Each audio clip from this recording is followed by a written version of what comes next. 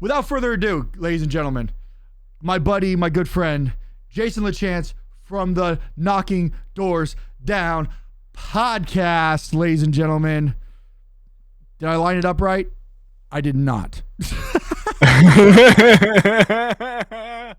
Oh man, when you go and you try to do things, it's not too bad. It's not too bad. It's not bad. It's fixable. It's fixable. Just like that. It's fixable. No, that looks like shit. It's fixable. We're fixing it. Technology, bro. I feel you. You know, technology is not my strong suit. I mean, I guess it could be my strong suit. No, it's not. Yeah, you do fine. You do well. Bro, it's not my strong suit. I was like, ooh, so close. I like have your name like cut off just a little bit, but you look great. So it's like I'm like I kind of want to just keep it because you look great, but like your name is cut off. So it's like it says Jason LaChance. It wouldn't be the first time somebody called me that. Oh my gosh! No, I'm gonna fix it. I have to fix it because it's just funny. There it is. Give him comedy. Oh yeah, dude. Yeah, there it is. Okay, there it is. Hey, not too bad, not too shabby for just a you know. I was hoping you were gonna log on a little bit sooner so I could like line it up. Like I had to. No, that was me. That was on me. Oh, okay. I should have told you because like I was like, oh man, log on a little bit and then I'll line you up and then you could take the powder and then I'll be you know, and then I'll be and then we'll be good to go and then I'll just bring you in whenever, you know, probably about 15 minutes. That's my fault. But you know what's funny is I was able to fix it fairly quickly. Last week was a fucking disaster, but it is my first time. It's my first time running it myself. Oh yeah, man, it's my first time running. Technician. Yeah, dude. Remember last time I had the technician? I don't have that guy no more. He took the powder. So now it's like now I'm all me and my wonderful community here at Coffee with Sledge and here with Sledge 805 told me to use StreamYards. They're like, dude, use StreamYards. It's easy. It's better than Zoom. And I'm like, and you get to go for pretty much as long as you want to go. And I was like, oh, okay. Yeah. You know, so yeah, works out great. So yeah, it's got a lot more user like different features as you get more slick with it. I think you're gonna really like it. I'm dumb as shit. What do you use when you guys do your podcast? I've used StreamYard some. Still stick with Zoom. Some people just seem more comfortable with it for whatever reason. And you know, mine's not like yours. See, I want to do more of this. I want to talk with people live, get the audience asking questions. You know, I've had some great guests on lately, and it's like, gosh, to have had people. You know, I just had Eric Bischoff on. It's like to have had people be able to ask him some questions, you know, or something. I would have loved that interaction, but a lot of people are more comfortable with Zoom and. You know, hey, it is what it is. You know, I was a lot more comfortable with Zoom too, but then I was just like, you know, it's one of those things where I don't want to pay for like, you know, because like an hour, to extend it, like, because you only get it for like maybe like 20 minutes, and you're like, I'll be. That's what we used to do. Like, be right back. Hey, bro, log back out, and then log back in. You know, and then we'll reset it for you know. Now this is just like it just goes good. It works good. It looks good. If it ain't broke, don't fucking fix it. Let's just go. You know what I mean? And if you get someone that's on like a tablet or mobile device, StreamYard's better. Oh, really? I didn't know that. Yeah, because they can just pop it right open instead of it being an app. It just like this through the web browser. Dude, it's easy peasy. I've actually I've been on a podcast where homie used StreamYard and he had me studio camera, so the one I'm talking on you, and then he had me set up my phone and he was able to switch back and forth like angles. Like he's crazy tech dude though. He was like, all right, we'll take a side, you know. So it's like I think it's just got more possibilities to it. I don't see me being able to do that in the future. I mean, I possibly could in the future, but like no. Well, he's got like a switcher and all kinds. Yeah, of I mean, you can't see it, right? Because I have multiple cameras going over on the Twitch side. So if you went over to my Twitch channel, you'd be able to see. It's actually a different picture from what you see. Oh, okay. Yeah. It's the same picture. I subscribe to you, so I'm gonna look. I appreciate it. It's right on, but the picture's more clear because it's going through a DSLR. This one's going through a webcam. Look at that. Yeah, and then I could, switch. Like I can go like this. Yeah. Yeah.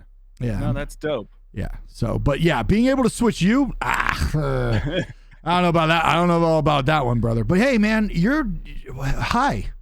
hi. Look at you, looking great. Man. Thank you, man. I'm doing what I can to be better mentally, physically, emotionally, because I got really wrecked when the whole Ring of Honor thing happened. Like it took me down, like to the point of like, do I start drinking again? Oh, that's what I was gonna ask you. Yeah, and it's one of those things where I don't want to drink. Right, I've been sober now for 8.5 years. Yeah, right? Dude, you're awesome. And I just but it was one of those things where it was like, it could be, I'm in the darkest place right now. What am I gonna do? And what I did was I just chose food. Yeah, which is an easy path to go down. Which is just as bad. Oh yeah. Like we can eliminate things like alcohol. Granted, you and I as alcoholics, it's harder than the whatever a quote unquote normal drinker is. But every single one of us needs sustenance. We have to eat food, and that relationship can be a mother. Yeah, it really can. And it was that's what happened. Is I gained 60, 70 pounds of just eating just horrible food. Shout out to my Twitch community because they were the ones who were sending me the food, which I loved because I told them to. Right. I didn't. This isn't a shot at them. I told them to. I was like, yo, send me 8 fucking boxes of Pop-Tarts and all this stuff. And I would just sit here on stream, bro, and just fucking eat myself stupid with Pop-Tarts. See, B-Man's like, hey, you wanted fucking Pop-Tarts? I'm like, yeah, I wanted Pop-Tarts. And depression's a bitch. It really is. And but I kicked out. Yeah, you did. I kicked out at 2. 2.5. Oh, it's like 2 3/4. It's like 2.5. If you were considering drinking again, that's a 2 3/4. Yeah, brother. Yeah, that's true. Because you and I both know where that goes. Oh yeah, dude. I probably would not be here. I'd probably be on some drunken bender. But like it was just one of those things, man, where it's just like bad shit happened. It really did. Like bad shit happened. But I kicked out at 2. Amount of your guests on your podcast have kicked out at 2. Oh yeah. It damn near almost like didn't even make the 2, almost to 3. There's a couple people that got lucky that there was a ref bump in the match. You know what I'm saying? Yeah. They were down. The 3 count happened, but there was just no one official to count it. That is like name some. Charlie Sheen. Yeah, I wanted to talk to you about Charlie Sheen. Yeah. Right? You got to interview Charlie Sheen in, what was it, Los Angeles, right? Yeah, we spoke with him twice. Yeah. And it was in Los Angeles. Was it at his home? No, first one was at his manager that books him for conventions, and the second one was a hotel conference room. Okay. If I recall correctly. Yeah, so no, we never went to his home. But, awesome guy. Like, he owns his shit, man. It's like, people, because I asked him separately, like, how do you handle a lot of these daggers or the accusations, some that are false or things that are true? And he's like, if it's true, I say it's fucking true. If it's false, I'm going to go. And he said in reference like the Corey Heyman accusations that he had molested boys, actors or something, or had affairs with younger men when he was acting or something. I forget what the hell it is. It's something heinous. And he's like, look, I did a lot of bad shit. Yeah, I paid for hookers, but I didn't do that, And so I took that away. Like for me, my approach to sobriety different. You know, I went the 12-step route. I kind of needed a different foundation than you needed. And so for me, like just that rigorous honesty is like kind of that reminder from him is the biggest thing I took away from talking to him. Cause like, yeah, I did a lot of bad shit, but I didn't do that, you know? So I think it was really powerful to hear just someone own their stuff, man. So what was one of the, like when you met Charlie Sheen, did you like, could you meet a lot of like famous people, right? You've done so many, right? Yeah. What did you get like with Charlie Sheen? Like he was like, Charlie Sheen's a fucking man, dude. Like he's fucking, you know, he's fucking wild thing. You know what I mean? Fucking Hot Shots Part 2. You know what I mean? Like stuff like that. But Part 2, you know, like did you mark out a little bit? Did you like do you still freak out a little bit? I even said this. We had the gentleman that funded and started Knockin Doorz Down. I mean, you know the story. It's Carlos Vieira, a friend of mine. Please go ahead. Tell the sure. Yeah. So Carlos Vieira, primarily his family's like they own one of the biggest sweet potato farms in the United States. Well, he also had a 14-year cocaine addiction, and I mean buying it by the pounds. When he got sober, he finally decided after 14 years of sobriety, he would write his autobiography, Knockin Doorz Down. So he knew that I was working my sobriety, and I think when we started, I was about a year and a half sober at the time. So you know. Started this podcast, and he's just like, you know, talk with people about overcoming their greatest adversities. And I was like, cool, you've been on. Matter of fact, yours performed better than a lot of people that you might think are bigger celebrities than you. Yours did amazing, and a lot of great feedback. Score. Because you had a different approach. People enjoyed hearing that, wait, the only pathway to sobriety isn't me going into an anonymous meeting and doing it that way. It's like, yeah, I tell people all the time, hey, it works for me. Right. Especially at the beginning. Now I do all kinds of stuff. I'm more of a guy. I prefer a room of people that we can talk and call me out on my bullshit. I call them out on their bullshit, and we exchange thoughts and ideas. You know, I'm past the just tell my story or what I'm struggling with today. So yeah, yours did really well. A lot of people were like, hey, I'm a wrestling fan. You know, it's cool to hear this other side of who you are as opposed to just, you know, your persona in the ring. And there's a different pathway. Like it's no different than me. It's like, I got to get busy living. That's it. Yeah. That's it. You know? So, but back to Sheen. No, I didn't. It still hasn't set in. I said to Carlos, we had a dinner around Christmas, and I said to him, I'm like, it still hasn't really dawned on me that you were like, yeah, make it happen. And we went and, you know, Charlie Sheen went to Caitlyn Jenner's house. Like, you know, yeah, got a picture sitting on a couch, Caitlyn Jenner's couch with her. Kelly Osbourne went to Kat Von D's house, hung out with her and her husband, who I'm a big fan of prayers. Raphael was awesome. Gosh, yeah, some of it hasn't. Went to Castle Bam. We like flew to Philadelphia. Yeah, dude. And talked to Bam and Brandon Novak at fucking Castle Bam. So right, it hasn't really. It was like for me, Sledge. I mean, you know, like I'm just like do the job, and it was more about what does it bring to somebody else's life that I didn't even do too much reflecting. Like, wow. I sat down on my birthday, granted it was via Zoom, with Ric Flair. Yeah. You know, 6 months later, Kurt Angle. You know, through my recovery, someone that I helped goes, "You're a wrestling fan, right?" And it's like, yeah, huge. I worked, you know, that's how we met. How we met, yep. You know, yeah, commentary, not in the ring, because I'm still amazed you could gain 70 pounds. I can't gain 2. But a brother in recovery, and he's like, anybody in particular you want to talk? I said, I've been trying to talk to Eric Bischoff since I started this thing. And he goes, Eric, meet Jason, meet Eric. And, you know, so that was like as a favor.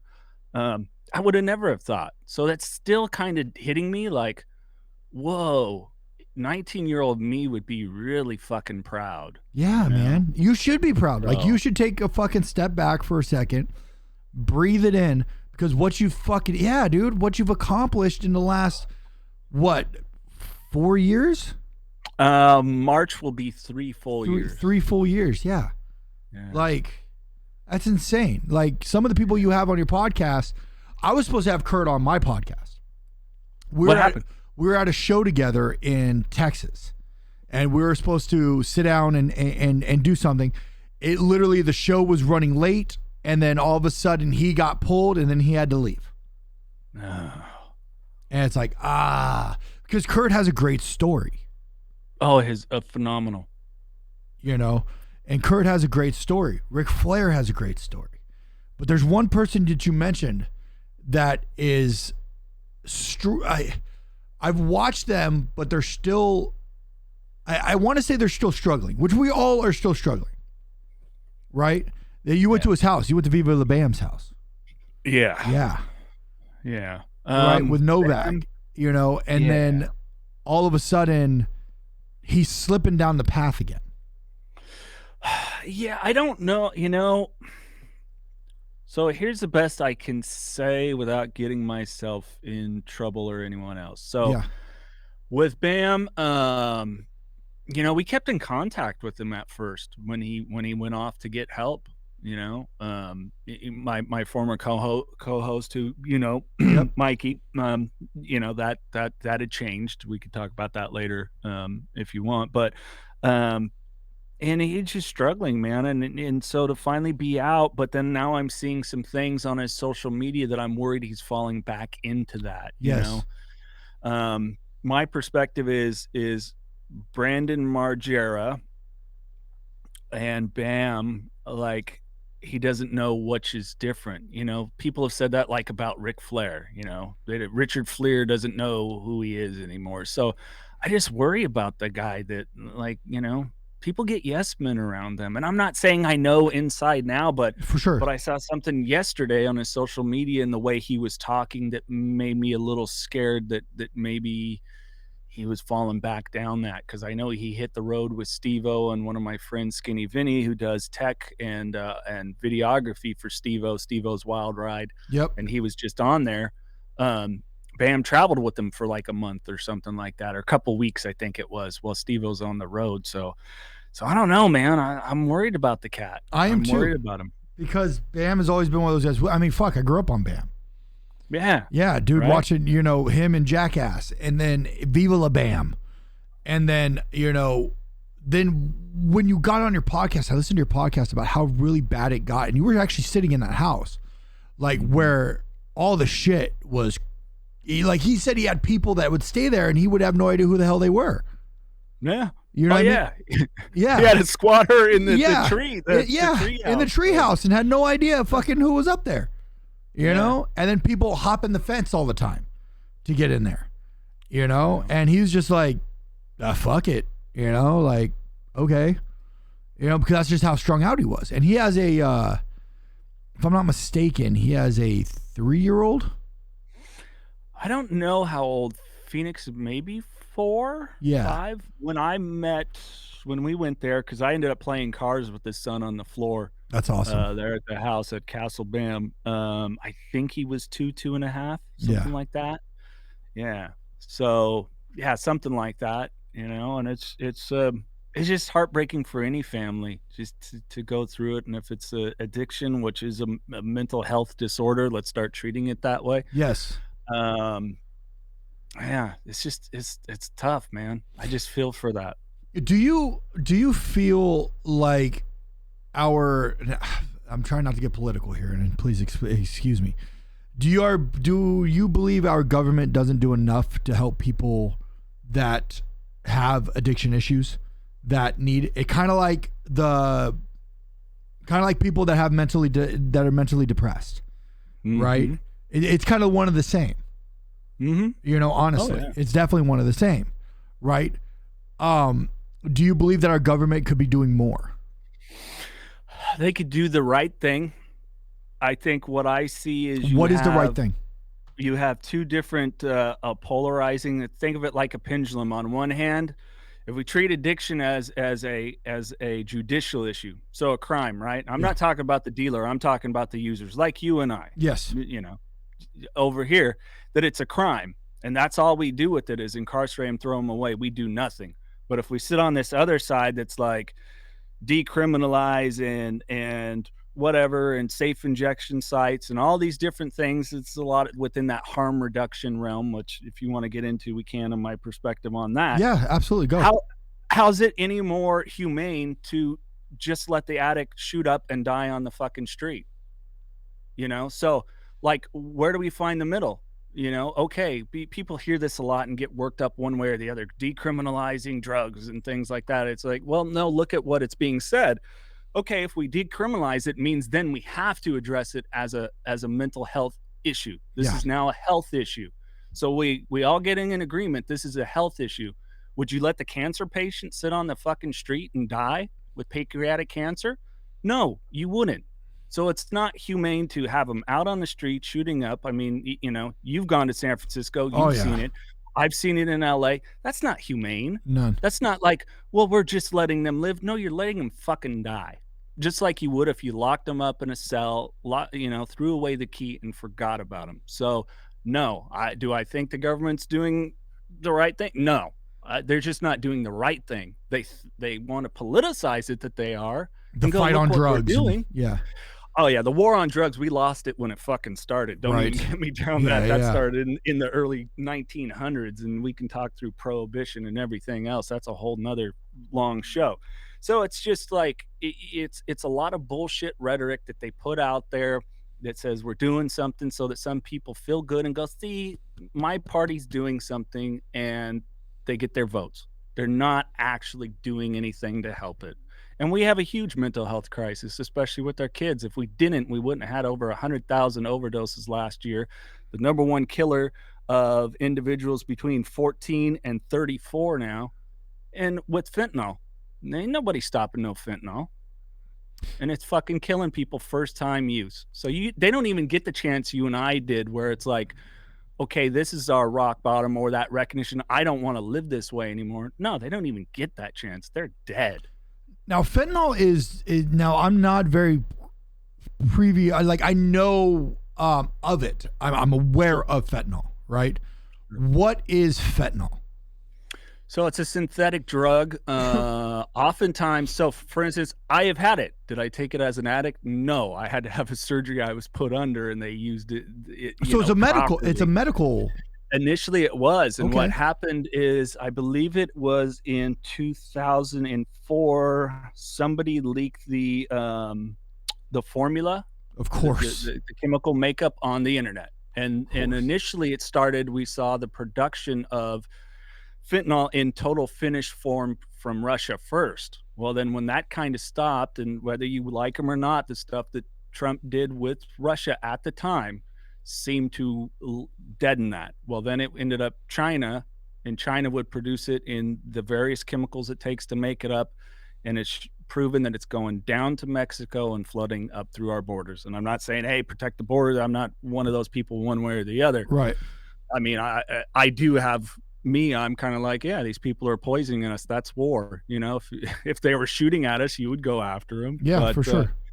But yeah, so it's a synthetic drug that nowadays, you know, you can be, me and another individual can be a kingpin in an 8x10 pop-up. It's cheaper to make, it's easier to make, it's less volatile than methamphetamines, and it's just cheaper to sell. So what's going on is the cartels, let's say, aim to send 10 million pills over the border. They'll rat out one of the trucks coming over with, say, 1,000 pills or something like it. Border people will do their jobs as they should, stop that one, and then the rest of it gets over. It's just economics right now. So yeah, it's a synthetic drug, very, very, very, very, very deadly. It would fall in the opioid category, and I think it's 2 milligrams is where most people are being poisoned, dying. Wow. We don't call it an overdose anymore. We call it a poisoning, because it is. It's poisoning. That is a poisoning. Overdose or somebody dying on alcohol, like you and I, we overdrank, got alcohol poisoning, and died. So it's not even in that category. So you're saying fentanyl is like the new methamphetamine? Yeah. Because it was like Coke, right? And then coke got too expensive. Everybody went to meth, right? And now they're going meth is now not there. Now it's fentanyl. See, I'm so out of I'm so out of the drug game. That's good. That's a great thing. Yeah, I'm only in it because of this and my other job. I literally work at a nonprofit now called Parents and Addicts in Need. So it's what we do. They're showing. So think about you nailed it. Think about cocaine. What do? You got to have a coca plant, right? So you got to have agriculture. You got to have all these fields. You're cultivating that, poppies for heroin and everything else. So there's a whole shit ton of people you need. Well, if you can get that smaller and smaller, methamphetamines was a great example. There's people that when it first started and first got big, before they regulated, you had to give your ID when you buy certain stuff at the drugstore. They just grab all this stuff, cook it and mix it together. There you go. Well, now it's just an easier product. So it's cheaper. It's easier. The high and hook is greater for those that are surviving. They're finding they're moving immediate. So you and I, we didn't take our first drink of alcohol and it's like, I'm a fucking alcoholic. It took us time. Yeah. Whereas like with fentanyl, they're hooked, man. They find that the point from use to dependency to addiction for those that survive is rapid, very rapid. And so there's no agriculture involved with it or anything else. It's cheap. It's easy. You can disguise it in the form of different pills. That's how most people are dying. They think they're buying a counterfeit Xanax or something like that. And yeah, it's fucking scary, bro. That's insane. That's scary. That's scary for the young ones out there. It is. Because everybody, especially the young adults, we'll call it teenagers. Let's go with that. Because when I was a teenager, when I was a young warthog, I love that movie. I'm a huge Disney mark, by the way, if nobody knows. And if you could tell me right now what my favorite Disney movie is, I'll give you something. I don't know what I'm going to give you, but I'll give you something. It is when you experiment. Yeah. Right? Damn it, Jess got it. Great job, Jess. What was it? Beauty and the Beast. Oh, I'll be darned. Okay. I am a huge Beauty and the Beast mark. Yeah, huge. Now I know. Yeah. Dude, one of the most bomb live plays ever. You get to see it live, go see the live I haven't, play. But I love the live action movie that they did. Yeah, it was good. And I just watched last night because I finally got a chance to breathe. I watched Wakanda Forever. Oh, I haven't watched it. And it's on Disney Plus. It is so good. Going down this weekend. Yeah, get it. Dude, watch it. I'll text me and you'll be like, bruh. I was like, yeah. Awesome. Bruh. I'll be like, yeah, got you, bro. I feel you. But what I was saying is these young teenagers nowadays, right, are experimenting. I know when I was a kid, I experimented, right? And with different drugs and alcohol and just doing all the crazy shit, right? Is there a bigger fear now for kids to experiment than it was when we were kids due to the fentanyl? I think the fear is that they won't even get a chance to, that there is no experimentation anymore. You know what I'm saying? Like fentanyl is getting laced in a lot of things. A story came out of Canada, wedding party. Best man bought coke. It's 4 groomsmen and the groom, and everybody but one of the groomsmen did the coke. It was laced with fentanyl. All 4 of those people died at the wedding. Wow. Yeah. So it's think about it, we're parents, like our kids say that, like, okay, yeah, we, in our late teens, for me, it was early 20s, smoked a joint or whatever. Well, there was also those guys that when we were young is like, oh, you don't hang out with those guys. They lace it with angel dust or whatever. Yeah. You know what I'm saying? Cocoa Puffs is what we used to call them. Yeah. Cocoa Puffs. Yeah. It was a cigarette laced with fucking Coke in it or something like that. Yeah. I used to call it Cocoa. In liquid or something. Yeah. I used to call it Cocoa Puff. Yeah. Yeah. So just think about that. And even marijuana now, a beautiful lady. And I remember her son's name and face, Travis. He was 16, started smoking, high THC content marijuana. He might have been dabbing. I don't remember, so I don't know if it was like the wax or what he was doing. Anyways, caused a psychotic break for him. Then eventually, permanently, it fucked him up permanently. Really? And then eventually, he got onto different prescription pills. Bought what he thought was a counterfeit Xanax, and it wasn't. It was laced with fentanyl. Died. He was 21. So interesting. Yeah, it's like it's not how it was, dude, where it was like, our buddy's older brother, that the joint was this teeny tiny thing. Yeah, let's get high, bro. Yeah. We wanted to eat the whole box of Captain Crunch and watch Cheech and Chong movies. It's like that shit's gone, man. It's scary. It's a more life and death situation, and how do we get that across? Because think about us as teenagers, dude. Yeah. I mean, homes of trauma, which we both came from. Yep. Yeah. Like, you weren't gonna tell me shit, No, people still don't tell me shit. They try right? to, and I go, Yeah. I try to be. Mine was always slow down. Yeah. I was a kid that was, grew up around race car drivers, so I felt I was perfectly capable of driving 100 when everybody else was doing 55. So, I'm still that way. I know. I drive fast. Yeah. But it's scary, bro. I worry for our youth that it's like, yeah, what do we put out there? How do we kind of say have fun but be safe, because they're gonna be curious and gonna experiment, be it, it's like, what's our next step? For you and I, it was don't drink and drive and use a condom. Now it's don't drink and drive. Don't let anyone put anything in a drink. Oh, if you walk away from your drink, don't finish that drink. Use a condom. Use birth control. Here's Narcan. So if you or someone is starting to overdose from an opioid, squirt the shit up your nose to bring them back and then get them to the hospital. It's like they're bombarded with so much shit, let alone social standards and social media and all the fucking things that can bring insecurity. Again, if it's like homes like you and I, trauma, where we don't have good guidance to go, look, your self-value isn't, if it's a daughter, son, whatever it is, your self-value and self-worth isn't looking like some chick that's airbrushed on the internet with big fake boobs. Content to character. Same with young men, content to character. It's hard to get that shit across, bro. Yeah, it is. Like, do you believe social media has glorified doing drugs and alcohol more than it's done to prevent it? My kids don't really get to be on it, but I have 2 teenagers now, by the way. Yeah, dude, we've known each other that long. Before I had kids. We've known each other for like 11 years, dude. Like, it's been crazy. Like, we've known each other for like 10, 11 years. Yeah.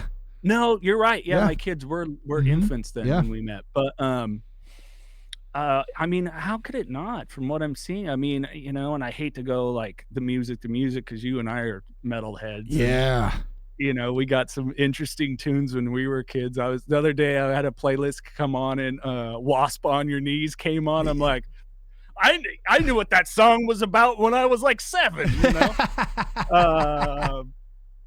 So it's hard to say, but like, with music and so much, it's glorified in so many ways. And you do all the time. You'll see like the rich dude with the chicks in bikinis. He's on the yacht with a drink or smoking a joint or, whatever it is. So it's kind of hard when you're told, or society's presenting, that's what success and fulfillment is, to not think that's a path you go to. I mean, think about us as drinkers, you and I as dudes that have, broken that chain, so to speak. Like, we can drive down the street and we see the chick with the big tits holding a beer with the guy next to her, and it's like, this is the good time. You know what I'm saying? So it's kind of hard. Advertising works, man. It really does. It really does. But like, I believe that here's the thing: is alcoholism is the only drug. I'm going to call it a drug because it technically is a drug because it's addictive, right?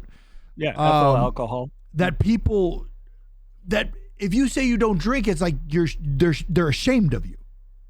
Mm-hmm. Yeah, there's something wrong with like us. There's something fucking wrong with me all of a sudden, right? They're like, oh no, I don't drink. They're like, what? Like, oh, they look at you like they scoff at you, like, what? You don't drink? Like, no, I don't need to drink to have fun. You know, I don't need to, you know, because I would like to wake up the next day, you know, and feel good.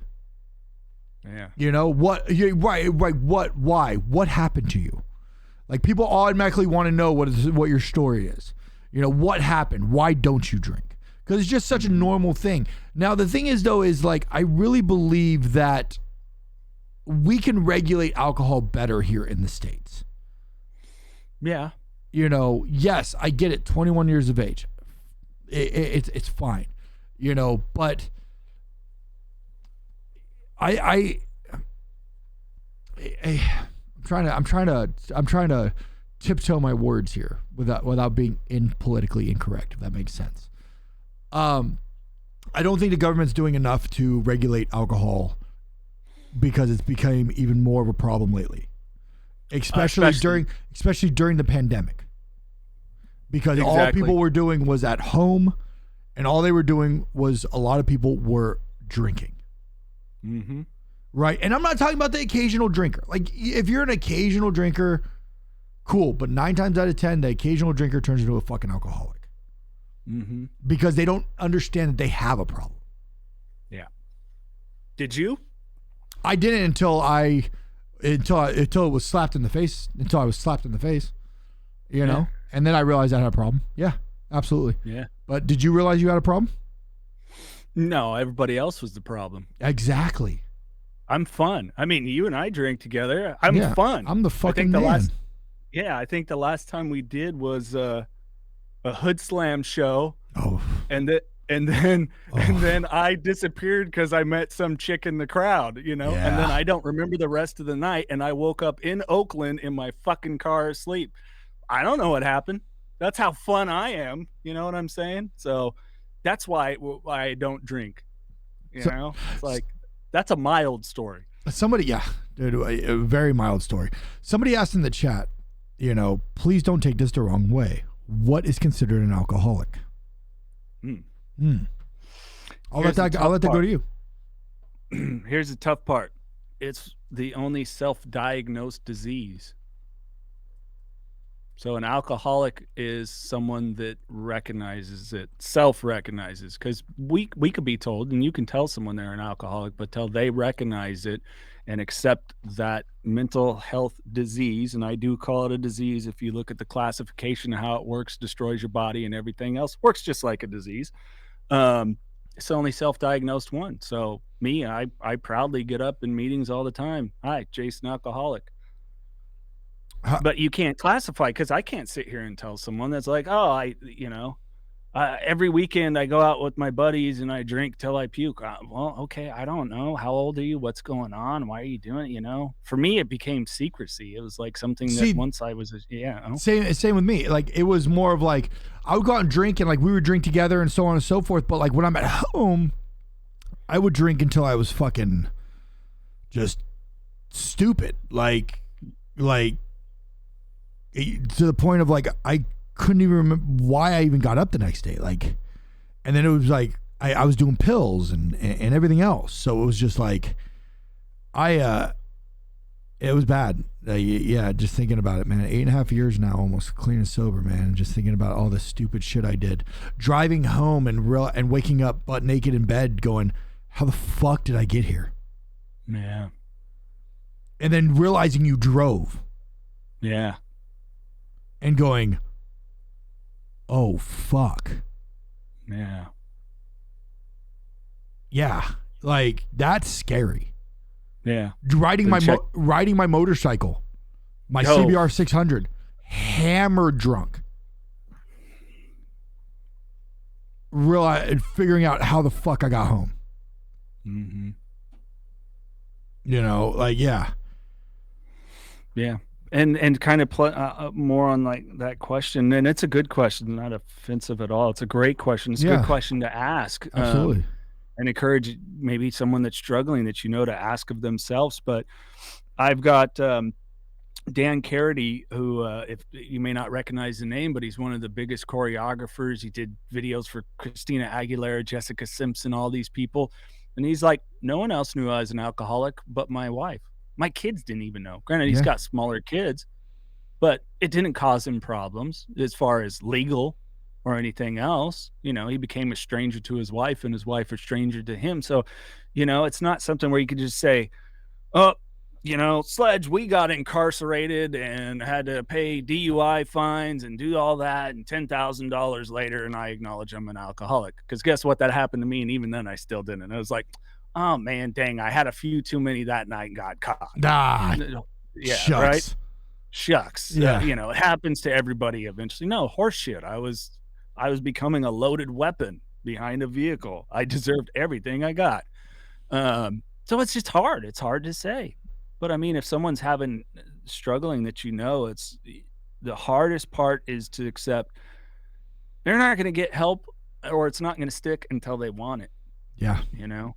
So, and I'm dealing with something like that in my personal life right now. I'm not going to get into live on air. Yeah. But this said person is now sober because their eyes got opened by me. Good. Yes, and I'm so proud of said person. Yeah. So fucking proud of them. Likewise. So proud of them because we talked, right? And they're like, I just got my 3-month chip. And I was all like, you know what? Fuck yeah. Hell yeah. Congratulations. I was like, you sound so much better on the phone. You know, you sound more awake. You sound more alive. You sound more, you know, coherent. Just you know, there, you know. And I've known this person for 20-something years. Right? Well, 15, like 18 years. You know, and every time, and I knew said person when they were doing hard drugs.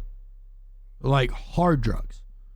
You know, and I'm very, very happy for this person. Like so stoked because it's made their relationship, number one, with me and others, way better.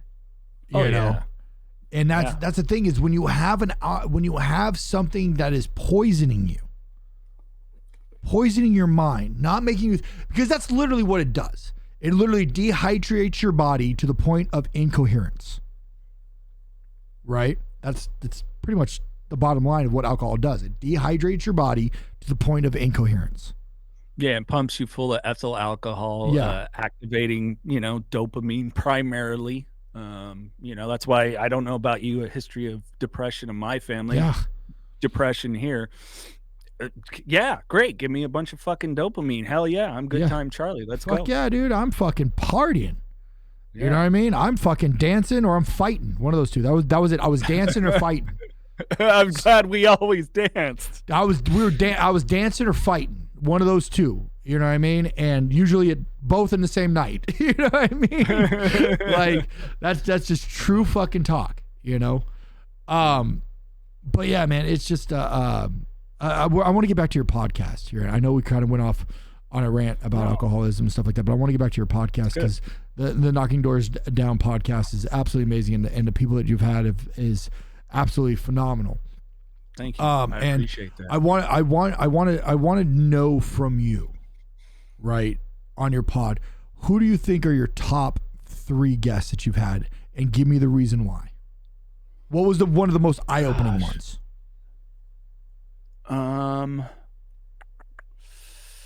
I think Dr. Rob Kelly, who I recommend everybody follow. He's brilliant. So he was grew up, I think it was Birmingham, England, pretty, you know, rough childhood, family, you know, kind of lower end economically.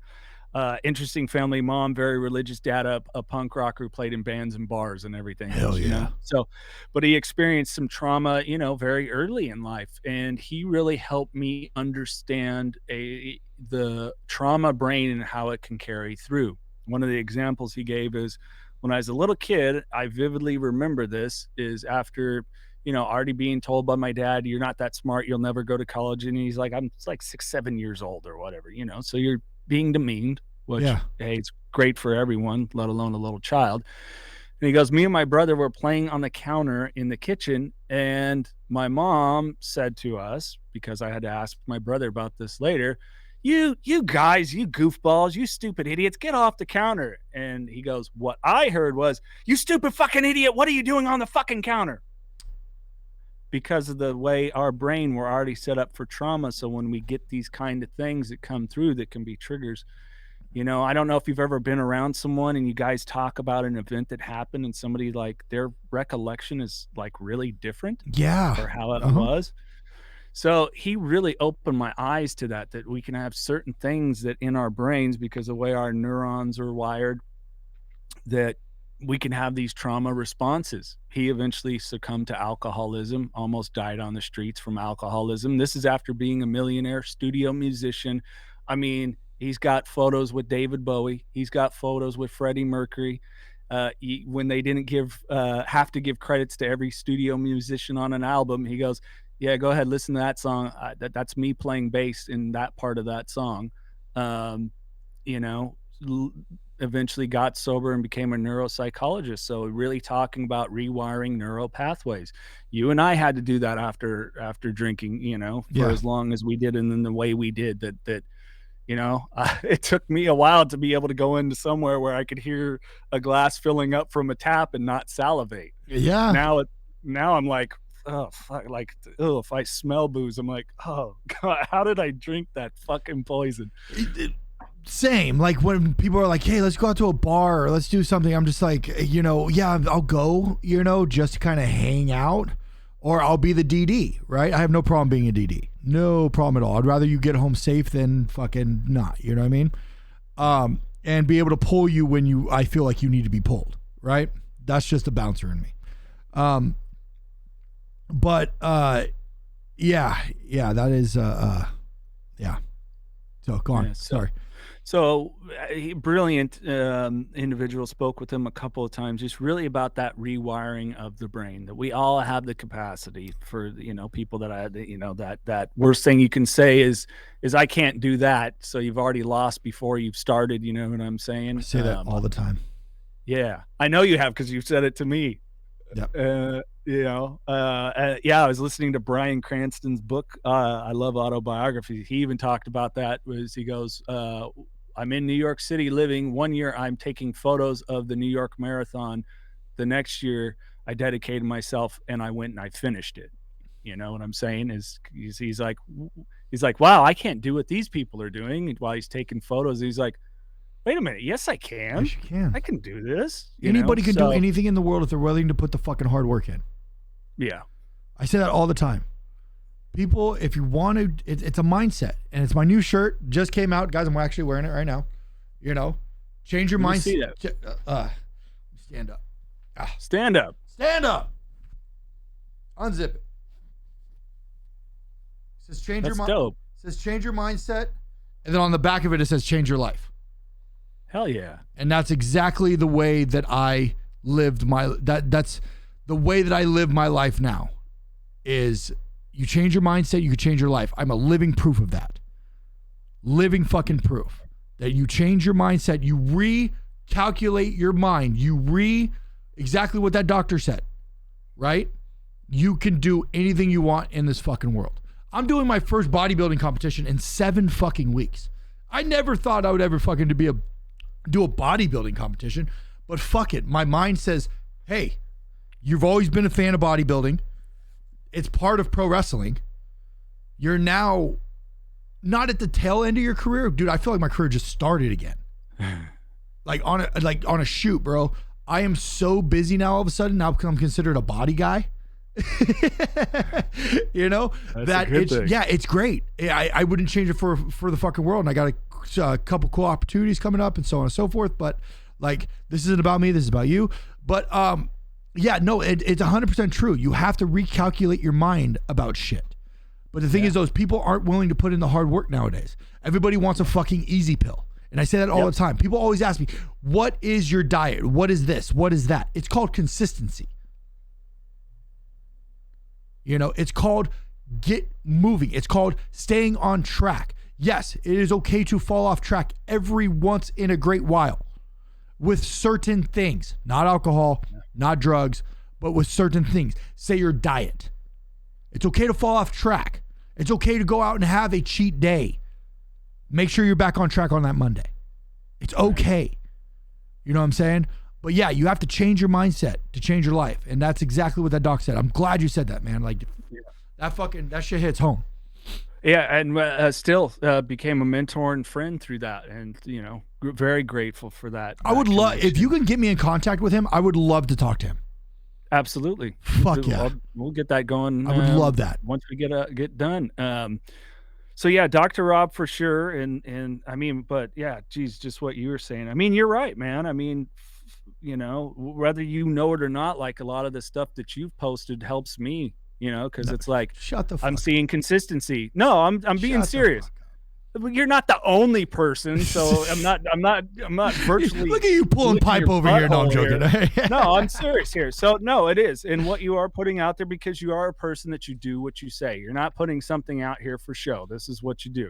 So it is. It's that consistency. It's that sacrifice. There's a lot of sacrifice in it. It's the, sorry, I can't go fuck off with you guys for 3 hours. I got to hit the gym. Yep. I got new gear coming. I got new merch I'm working on, all these things, and it really is. It's that as I say, and I don't know if I stole this from someone, but I'm saying it's mine now. There's no outside solutions to inside problems. And what your success is, how you feel about what you're doing. It's coming on a shirt, so you can't have it, but I'm working on it. Say it again. No outside solutions to inside problems. I love that. Yeah. When you get a shirt, let me know. Okay. Because that's fucking awesome. Because if you don't have a shirt in the next hour, I'm already texting. No, I'm joking. Go ahead, no. Yeah, hopefully I think mid next month they'll be out. So fuck yeah, dude. Yeah, I'm looking forward to that. But yeah, it's just true. It's like all these things, because at the end of the day, and I know you'll agree with this, but when you do and you have this list, because I know you have a list, it's there's certain things that after a while they become repetition, but you're always reforming that list. Yes. And when you're like, fuck, I'm accomplishing all this. Yeah. Again, that's an internal solution, to an outside problem. You're like, wow. Or even an internal problem, like the things that you struggle, your self-esteem or whatever it is, like you start feeling good about yourself. You're like, hell yeah, I'm on track. I'll give you a perfect example that happened to me today. Please. I was in the gym today and I was doing legs, and I do legs twice a week, right? And I usually wait until like the beginning of the week and to the end of the week.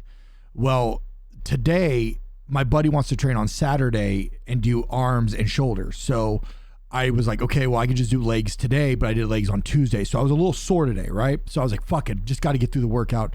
And like, it was pretty grueling because I was still really sore from Tuesday, right?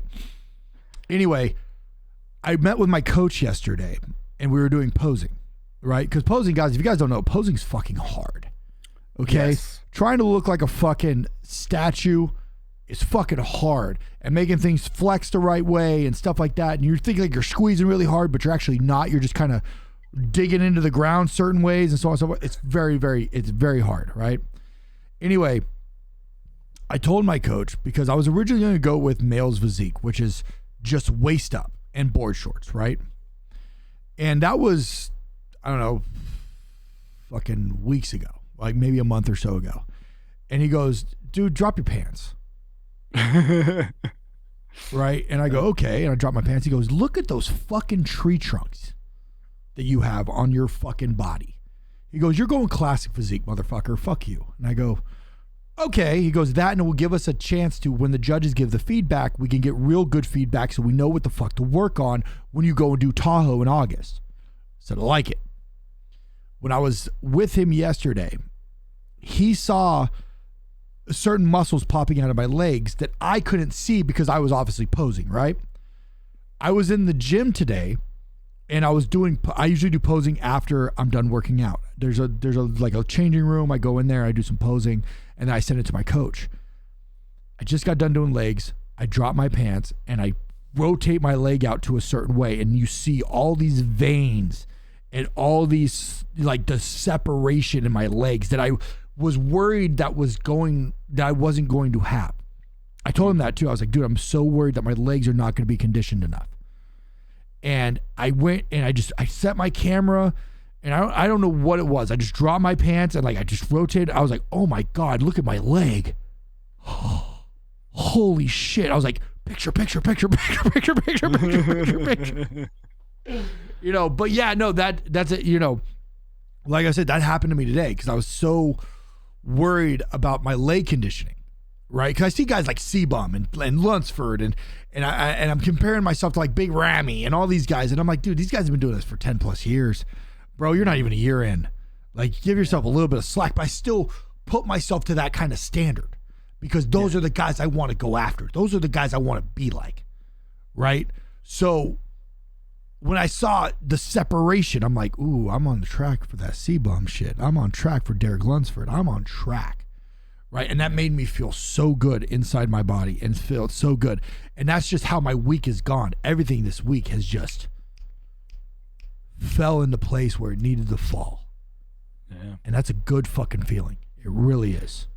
And I think when you live that way and, you know, the unforeseen comes up, you know, think about the serenity prayer, you know, grant me the serenity to accept the things I cannot change, the courage to change the things I can, and the wisdom to know the differences. We're going to get those things that we can't change. But, you know, you and I both clear-eyed, sober-minded, with goals in mind, they become so much easier to navigate mentally, emotionally, spiritually. You know what I'm saying? And you know what's funny is you brought up spiritually. And I don't know if you know this or not, but I was not a very religious guy for a very long time. No, I knew that. Yeah, I was just like, whatever. Like, I'm just not, you know. As of this year, I've accepted God into my life. Wow. And I've started going to church every Sunday when I'm in town. And it has completely changed my life. It really has. Like, I feel like God had, like, the first time I walked into church, very nervous. I'm a big guy. People are going to stare at me. You look a little different than everybody. But the church I go to is pretty laid back, pretty chill, right? Wear whatever you want. It's not like you have to, like, dress up, you know, so on and so forth. They have, like, donuts and coffee and shit, which I would love to eat, but I can't right now. The guy was, the pastor was preaching, and I felt like he was talking to me inside my chest. Like, there was a reason why I was there at that time, at that moment, that he was talking to me. Like, he was staring through my fucking face, like through my soul. And he was talking about all the shit and understanding that, hey, it's going to be okay. Everything is going to be okay. And I was just like, I'm hooked. I'm in. Like, yeah. And then all of a sudden, like, everything, like, from the beginning of the year just fell into place. It's like I was missing that one piece. Yeah. Fate.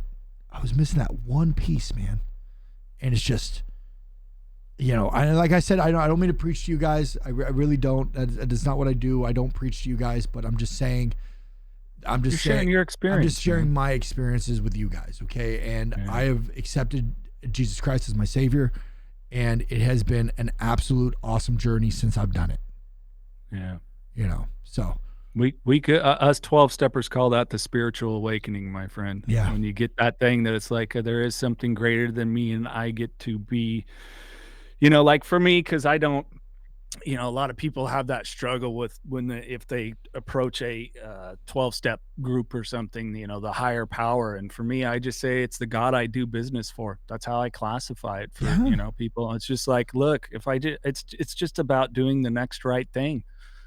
Just the next right thing, and oddly stuff just comes back to you. Like you keep, you know, you're gracious to people, you're kind, empathetic, whatever it is. It's just like, you know, you're kind of, something channels through you. It's like, okay, I've got a purpose, this vessel that I have, this body of doing something with, you know? I mean, because shit, man, you don't know. You might get up there for this competition, and I know you're going in and your coach like, hey, we're going to put our best foot forward or best leg in this Yeah. situation. Uh-huh.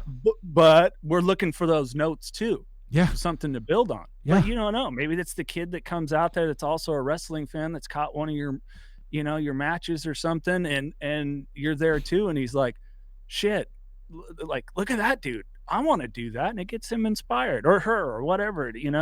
So it's kind of those things where we just do the next right thing and things that are good and healthy for us that we don't know the positive effect it's going to have. True. But it will. Yeah. But it will. But it will. Yeah, absolutely. Yeah. Yeah. We have a sidebar there. Yeah, sorry about that sidebar, guys. It's okay. We haven't caught up in a long time. We're both busy. We're very busy. Let's see. Two other people. Trying to think of people that I just really maybe enjoyed or got something out of. And it's not always the celebrity. I will say I've thoroughly enjoyed Kat Von D. Yeah. Please tell me about her, because I was always a big fan of hers. Yeah. I mean, it's for one, it's like, so when we would travel to LA, so I'm based out of south of Modesto, little town called Merced for whoever's watching. And when we traveled to LA to do the interviews in person, most of the time as people would come to our hotel, we had a little conference room or something set up. Well, and my former co-host Mikey's like, "Hey, Kat said she could meet us at the hotel, or just come." And I read the text message, "Or just come by my house." It was like so nonchalant. It's like, well, let's go by her house. I love architecture. It was what I was initially going to do when I went to college, and I'm like, I gotta check out her house. She's got this crazy old Victorian that she redid, and it's beautiful, and it's got all this gothic shit in there, which I dig and I think so cool. And I mean, just couldn't have been the more nicest, sweetest person. Like, "Hey guys, welcome. Come on in. I'm still getting ready, finishing a little bite to eat." And we sat up in the dining room, which is this awesome, looked like something out of King Arthur's court long table, and we just set up there, and then her son came over, and him and I started playing, and he was telling me about his cat. He's like 2.5. He speaks English and Spanish. I mean, because her and her husband, both Spanish was the first language that they learned. So I mean, just couldn't have been more of a beautiful, welcoming person. Her husband, who I said I'm a fan of the band Prayers, Rafael Reyes, he was just cool as shit. And I told him, I even had it saved still. And I was like, I messaged you years ago and you invited me to come to a show in Fresno. And he's like, "Did you make it?" I'm like, "No," because I was still in addiction. And he's a straight edge guy, just stopped all the chaos shit.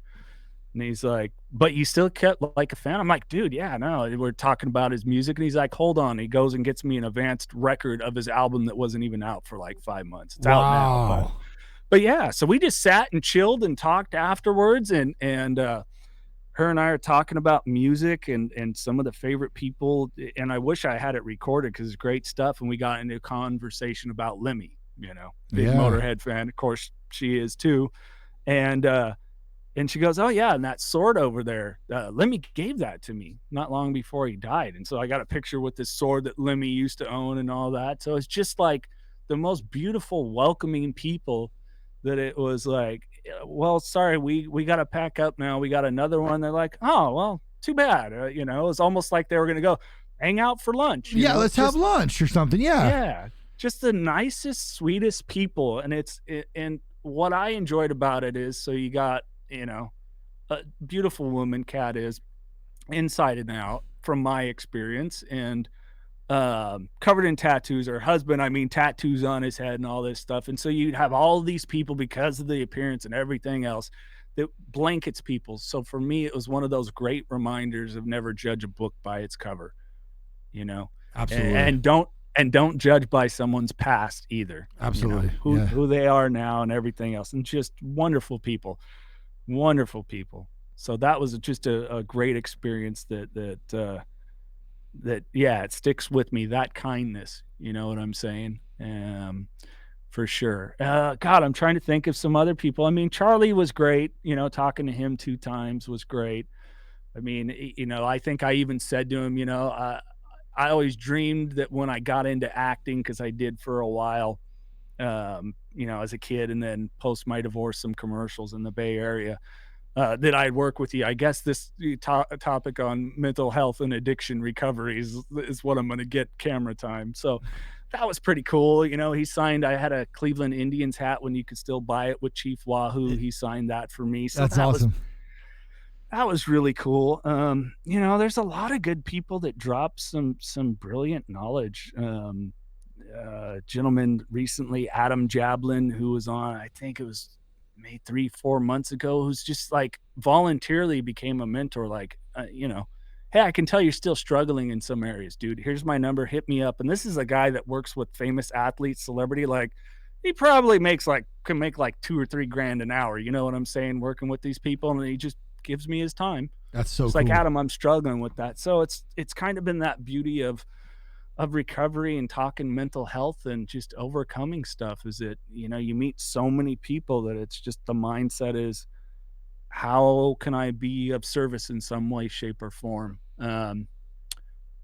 Another cool one. All right, this will be the third one. Kelly Osbourne. Yeah, she was a sweetheart. She spoke with us. We were the first people she spoke to after her relapse. And unfortunately, we had a release schedule because I should have turned it around that day and released it. We would have been the first conversation she had about her relapse when she did. But she was just a fucking kick in the pants, and she was a sweetheart. And for some of the celebrities, we didn't pay for interviews, but we had a budget when we started for social media support for marketing. Yeah. So a lot of them got, a little bit of money, not a crazy amount, but to support it. That's how we got through to their agents, And Kelly, when she was leaving, my co-host called her, "Hey, Kelly, I'm sorry. I needed you to sign this contract." And she's like, "Contract for what?" "Well, we're paying you a little bit to support the episode on your social media." And she's like, "Really? I didn't know I was getting paid. I just had a great time talking with you guys." And it was just a sign of her character and who she was. You know what I'm saying? All she knew was that their agents like, "Look, these guys are doing great work. You want to share your relapse and talk about it. These are going to be a good trusted environment." And she did. She's like, "I felt so safe." She brought her sponsor with her, who we ate dinner with after the interview. And she's just like, "I felt so comfortable. I could have talked to you guys about anything." So when you hear that from someone who's been slammed so much in the public and media, that they're like, "Man, I feel safe with," it felt like I was talking to a couple brothers, it's like, okay, that's pretty cool. Yeah, that is. Let's wrap it up here. Yeah, let's wrap it up. I know you got things to do. You got things to do and people to do. Wait a minute. Things to do, people to see. Yeah, there you go. Things to do, people to see. Where can they find you at, man? Their podcast, all that fun stuff. Jason, the floor is yours, my friend. Yeah, thank you, Sledge. This has been great, man. We'll have to do this again. We'll have to do round 2 with you. Come on, Knockin Doorz Down. I would love to. I would love to do it in person. And if you ever need a co-host, please let me know. I would love to come and do one with you, with somebody else. And we're going to be doing that. That's good. I'm glad you bring that up, because we'll make that happen. Yes, I would love to. If you guys need me to travel, so on and so forth, just hit me up, and we'll make it happen for sure. I would love to do a team with you with the pod. I think it would be so much fun. Hell yeah, that's a good idea. Anyways, Knockin Doorz Down, just as it sounds, knocking without a G, so Knockin Doors with a Z down. Instagram, Facebook, Twitter as well. Also, it's the YouTube channel. You can get all these interviews on YouTube. And of course, where you get major podcasts as well. So Apple, Spotify, Google Podcasts, find it there. And enjoy. The videos are pretty cool, but I definitely like the audio stuff. And sometimes I sneak a little extra content into the audio versions, which drop a day earlier than the video as well. So usually new episodes, audio on Sunday, video on Mondays. There it is. Jason, thank you so much for your time, my friend. Thanks. I'm proud of you, man. Oh, I'm proud of you, brother. I'm proud of you, man. Guys, we'll be right back.